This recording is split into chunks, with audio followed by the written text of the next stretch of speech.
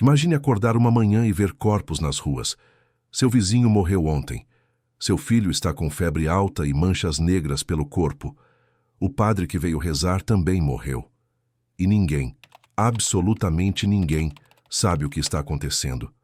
Isso não é ficção. Isso foi a realidade de milhões de europeus no século XIV. Entre 1347 e 1353, uma doença varreu o mundo conhecido e matou até 50 milhões de pessoas, quase metade da Europa inteira. Bem-vindo à história da peste negra. A peste negra não começou na Europa. Ela nasceu nas estepes da Ásia Central, provavelmente na região que hoje é o Cazaquistão, por volta de 1346.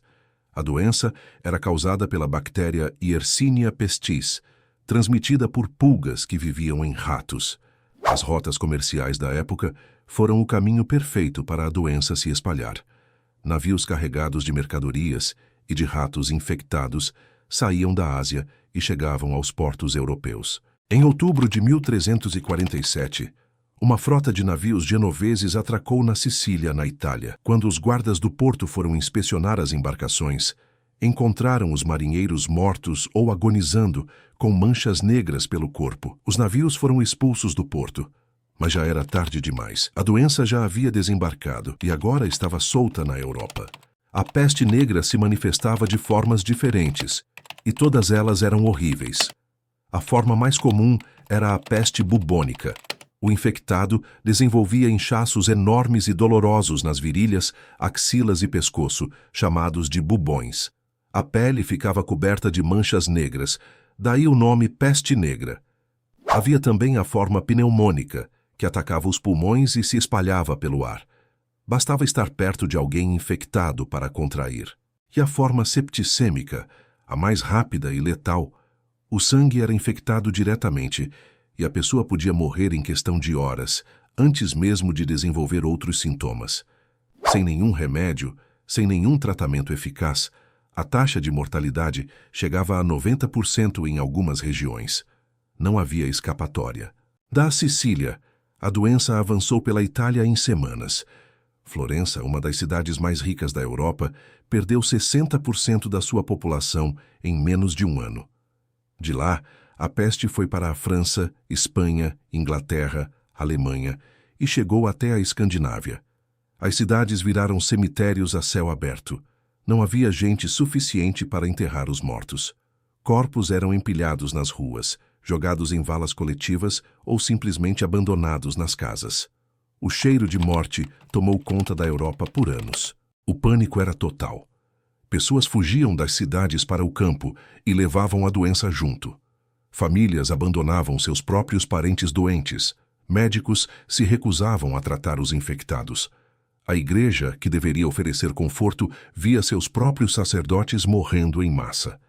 A estrutura da sociedade medieval estava desmoronando. Sem entender o que causava a doença, as pessoas buscaram explicações onde podiam. Muitos acreditavam que era um castigo de Deus. Grupos de fanáticos religiosos, chamados flagelantes, percorriam as cidades se açoitando publicamente, acreditando que a dor os purificaria e aplacaria a ira divina. Outros precisavam de um culpado. Comunidades judaicas em toda a Europa foram massacradas sob a acusação absurda de terem envenenado os poços d'água. Milhares de judeus foram assassinados em perseguições violentas. Mais uma tragédia dentro da tragédia. Os médicos da época tentavam de tudo: sangrias, ervas, amuletos, perfumes fortes para purificar o ar. Nada funcionava. A medicina medieval simplesmente não tinha ferramentas para enfrentar algo desse nível. A humanidade estava completamente indefesa. Quando a peste negra finalmente arrefeceu, o saldo era devastador. Estima-se que entre 30% e 60% de toda a população europeia havia morrido. Algumas regiões perderam mais de 70% dos habitantes. Aldeias inteiras simplesmente desapareceram do mapa. Mas, paradoxalmente, a peste negra também ajudou a transformar o mundo. Com tanta gente morta, a mão de obra ficou escassa, e os camponeses que sobreviveram passaram a ter mais poder de negociação. Isso acelerou o fim do feudalismo. A igreja, que não conseguiu explicar nem parar a doença, perdeu credibilidade, o que abriu caminho para o Renascimento e mais tarde para a Reforma Protestante. E a curiosidade que poucos sabem: a peste negra não desapareceu. A bactéria Yersinia pestis ainda existe hoje. Casos isolados de peste ainda são registrados anualmente em algumas partes do mundo. A diferença é que agora temos antibióticos e o tratamento funciona em dias. Deixa nos comentários: você sabia que a peste negra ainda existe?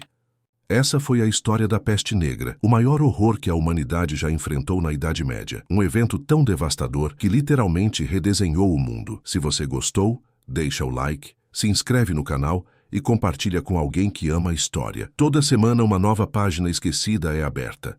Até o próximo episódio.